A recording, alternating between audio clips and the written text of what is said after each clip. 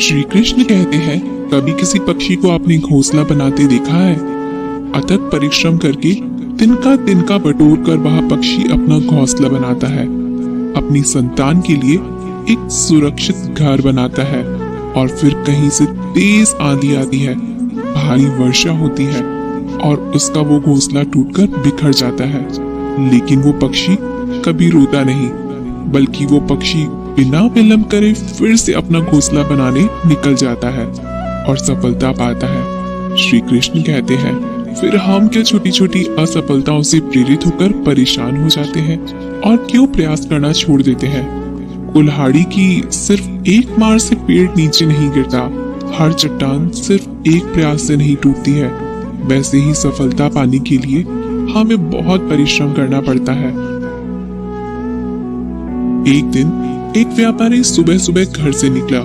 घर से निकलते ही एक बिल्ली ने उस व्यापारी का मार काट दिया। व्यापारी घबरा गया और घर चला गया और शुभ घड़ी की प्रतीक्षा करने लगा। और जब अपने घर से निकला तो वह वाहन वहां से जा चुका था, जिसे वह राजा तक पहुंचकर उसे भेंट कर देना चाहता था। राजा तक पहुंचने के लिए उसे बहुत समय लग गया और जब वो राजा के पास पहुंचा तो राजा क्रोधित हो गया। उसने उस व्यापारी का व्यापार बंद करवा दिया। इस कारण व्यापारी क्रोधित होकर घर गया और अपनी पत्नी से लड़ बैठा। पत्नी अपने बच्चों समेत अपने मायके वापस चली गई और उस व्यापारी के जीवन में यदि कुछ रह गया था तो वह था केवल अंधकार। और इन सब का कारण वह बिल्ली को मानता रहा, जिसने उसका रास्ता काटा था। ऐसे ही एक दूसरा व्यापारी राजा को भेंट देने के लिए निकला। उस व्यापारी का भी मार्ग एक बिल्ली ने काट दिया।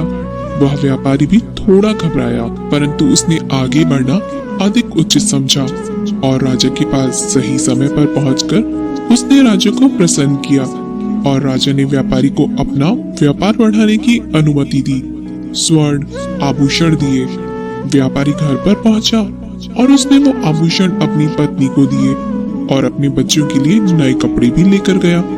उसके घर के चारों तरफ प्रसन्नता थी। इन दोनों व्यापारियों के साथ एक ही घटना हुई, परंतु दोनों की प्रतिक्रियाएं अलग अलग थी।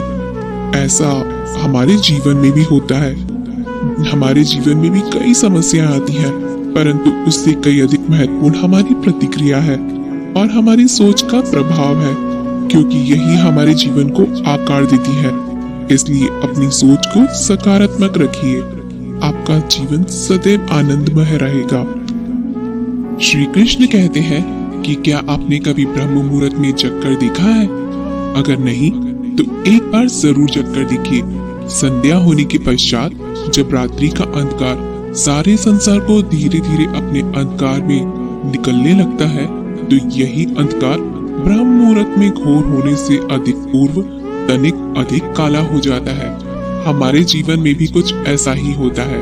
जब हमारे जीवन की समस्याएं अपने अंत पर होती है, तो यही समस्या एक भीषण रूप लेकर हमारे समक्ष प्रस्तुत हो जाती है और ऐसी परिस्थिति में अधिकतर लोग हार मान जाते हैं।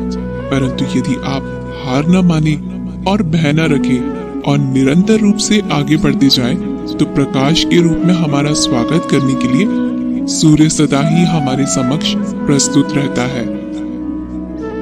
श्री कृष्ण कहते हैं कि हमारे जीवन में मित्र और शत्रु सबसे बड़ा महत्व रखते हैं। यदि गंभीरता से सोचा जाए तो ऐसा कोई क्षण नहीं होता जब हम अपने मित्रों के बारे में न सोचते हो या फिर अपने शत्रुओं के बारे में न सोचते हो।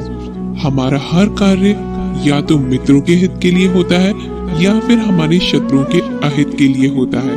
हम हर स्थान या तो अपने मित्रों के साथ होते हैं या फिर अपने शत्रुओं के साथ।